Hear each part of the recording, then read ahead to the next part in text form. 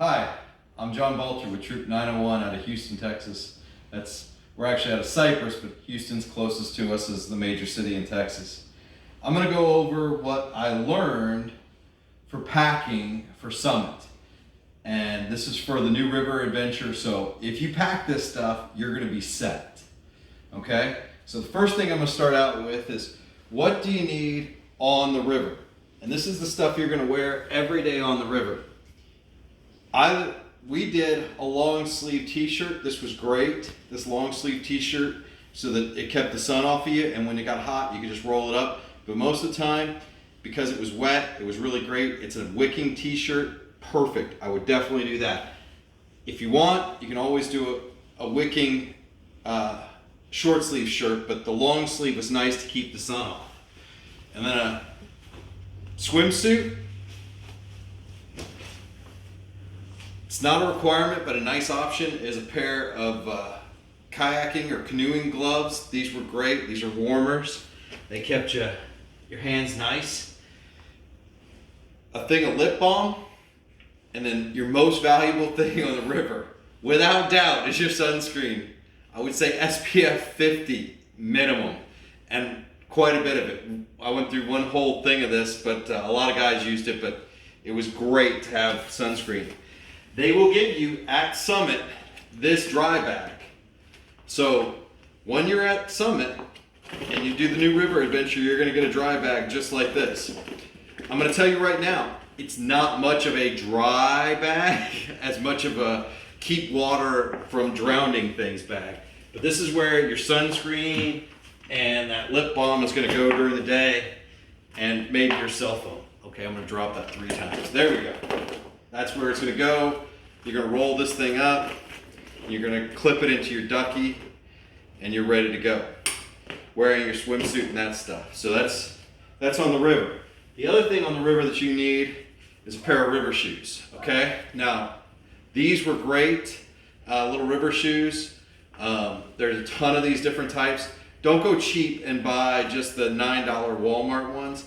Get a nice pair of river shoes. You wear these things a lot of the time while you're out there. So it's nice to have a nice pair, because you're going to spend 6 hours plus in them every day, and the cheap ones start to fall apart. These actually lasted and are still in great condition.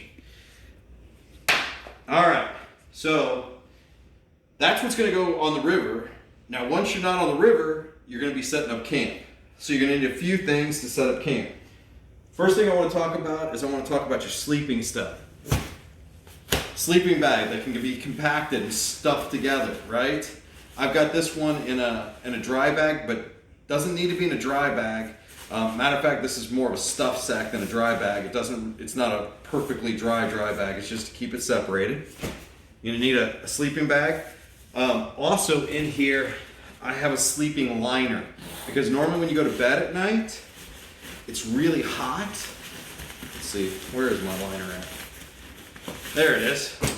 So it's really hot when you first go to bed at night, but around 11 or midnight it starts to get warm. So a nice silk liner, you can have this, be sleeping on your sleeping bag, and when it gets cold, slide into your sleeping bag and you'll be fine. The other thing, absolutely need a pad. Needs to be one that you can compact up. Don't bring something huge. It needs to be small like this, a little pad that gets small. There's a ton of these out there. This one's by Sea to Summit. It's the Comfort Light. It worked out great. Comfort Light insulated was great. The other thing, a pillow, okay? A small pillow that can compact up. Once again, this is another Sea to Summit pillow. Blows up real nice, folds up real easy. All right, so that's all your sleeping stuff. So now let's talk about clothes, right? So when you get to base camp or camp every night, you get to change and get into some nice clothes. I would suggest a pair of tennis shoes. Excellent. There's some hiking that goes along, but it's not that you don't need big hiking shoes, but tennis shoes worked out great. Socks, underwear, I would do fast dry wicking. The other thing is another wicking shirt. Now you can do cotton, but the reason why I like the wicking ones is when my river ones were dirty, I could wear my ones that I had at base camp. And then a pair of fast dry wicking zip off scout pants. These were great because when some of us got burned on the river, we could wear these on the river with those wicking underwear, and man, you were set because no sun was getting on your legs. And if you did get hot, you could zip them off. But most of us, one day out of the trip, we all wore one of these. I would say 3 shirts, 3 pairs of underwear, 3 pairs of socks, and 3 zip off pants. It's the perfect number, okay? This way you have enough to change into. You never feel like you're wearing dirty clothes. You could probably get away with 2, maybe even 1. 1 bathing suit for the river, that kind of stuff, okay? Stuff I never really used, but if it did get cold, it'd be nice as a cap, you know, standard old cap, right? We all need a cap once in a while, keeps your head warm. And then a fleece jacket is always nice to have. Some mornings it was cold, some of us actually used our fleece jacket. I put mine on, I think, once, just to stay warm in the morning because it was a little cold in the morning. Not bad, but just a little chilly. Rain jacket, no matter what, always bring your rain jacket. Make sure it's a light, compact one. These are great, it's another layer of insulation. I put all my clothes in a dry bag. Doesn't need to be a dry bag. This one is a dry bag because I already owned it for Northern Tier, but it could be just a stuff sack. But this way your clothes are kind of separated from everything else, because you can take all of this camping material and clothes and everything else that I'm talking about for base camp, and you're gonna put that into this big dry sack that they're gonna provide for you. So separating them into big bags inside was really nice to compact it. Other things you're gonna need to have is for sure a mess kit. You really need a plate. That's a bowl. I like these little fold down ones. They work really great. You'll hear that they want the newer style stuff. Don't bring the old heavy stuff. This is actually really nice. You get away with just a plate like this that becomes a bowl, and then a spork, right? Boom. That's really the essentials. I brought along with me a coffee mug because I'm an adult and I like coffee, and later in the trip you'll actually be able to get some coffee. And then I have a cup. I didn't really use the cup at all, but sometimes it's nice to have. There's a lot of places out there during the campsites to wash stuff, so don't be fearful of just bringing small stuff.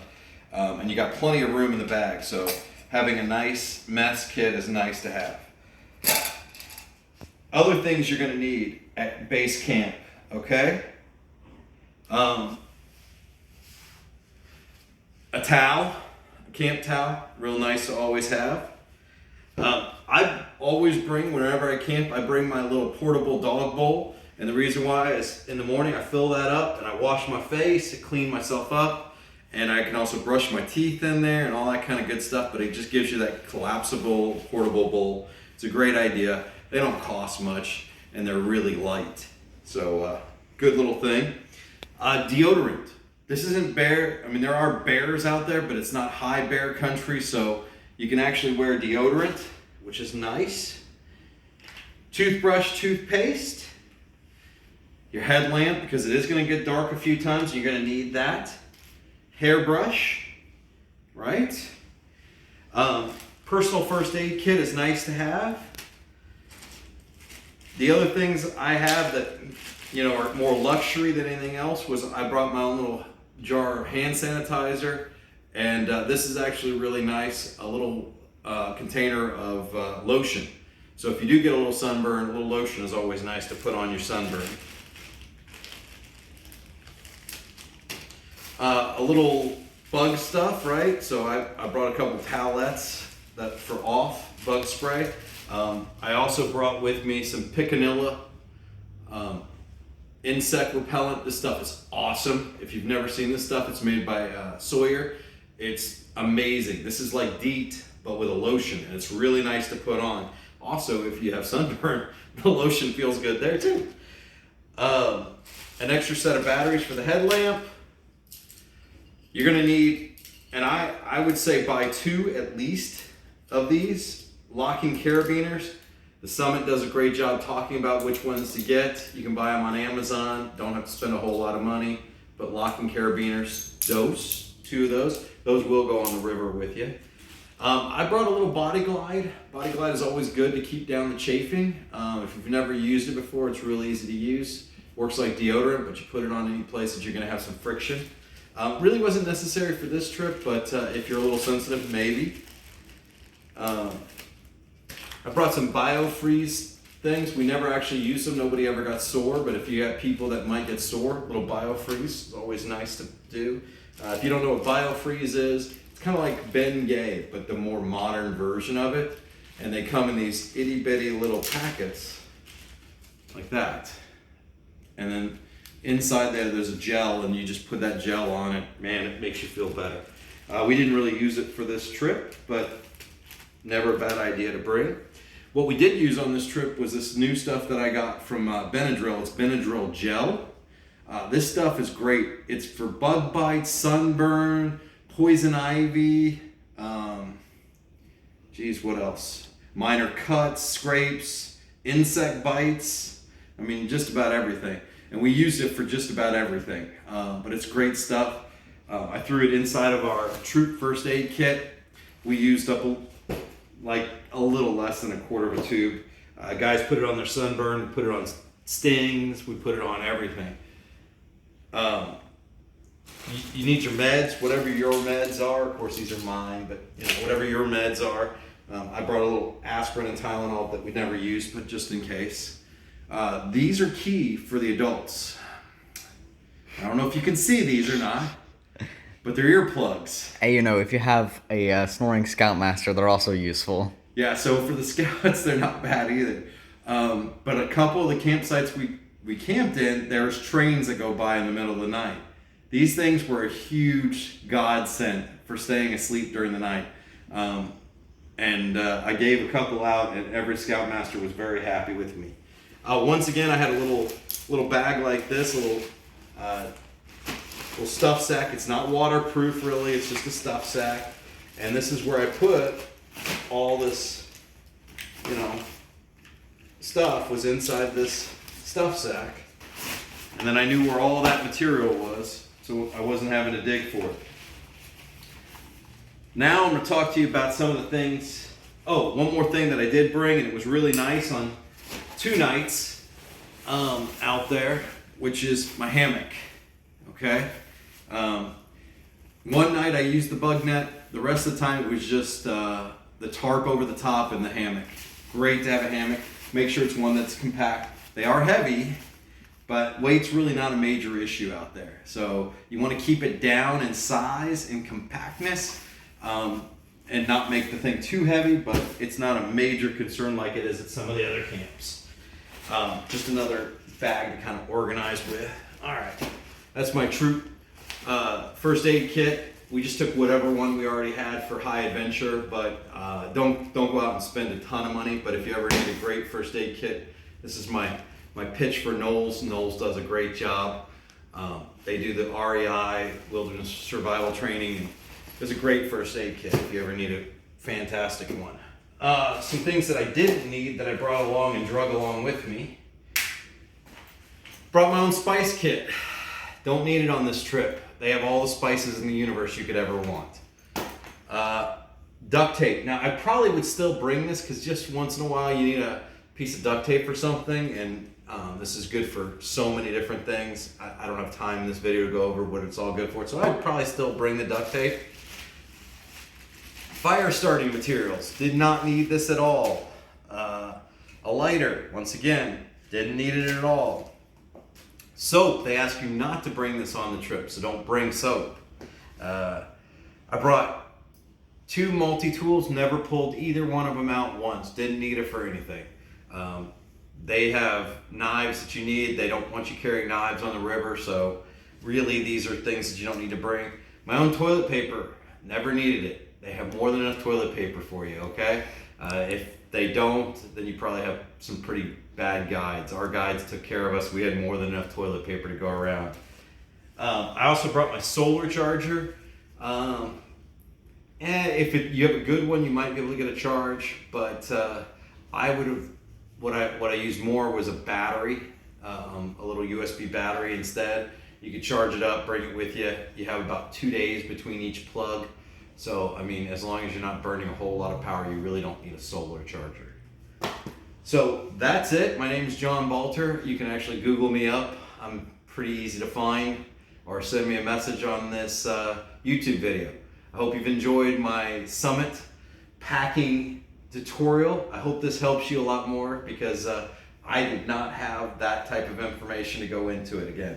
So once again, for clothes, which I think is the biggest key that kind of gets missed out, for camping, I would do 3 zip-off pants, 3 wicking shirts. That's really what you need. Socks and underwear to match, and then on the river, I know it seems weird, that long sleeve shirt.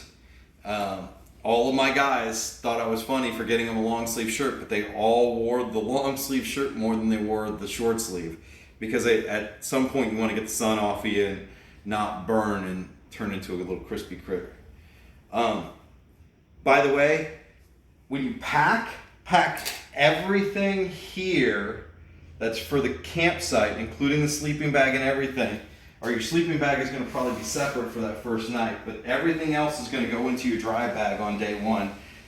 Your mess kit, actually they have a separate dry bag for your mess kit. So your mess kit's going to go separate.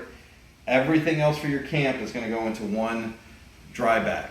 On day 1, they had us we had to sleep with our sleeping bag and stuff like that, and we put that separate. But everything else that I went over actually goes in that first day into your dry bag. Like I said, if you have any questions, feel free to put a comment or send me an email. John Balter, Troop 901. Thank you.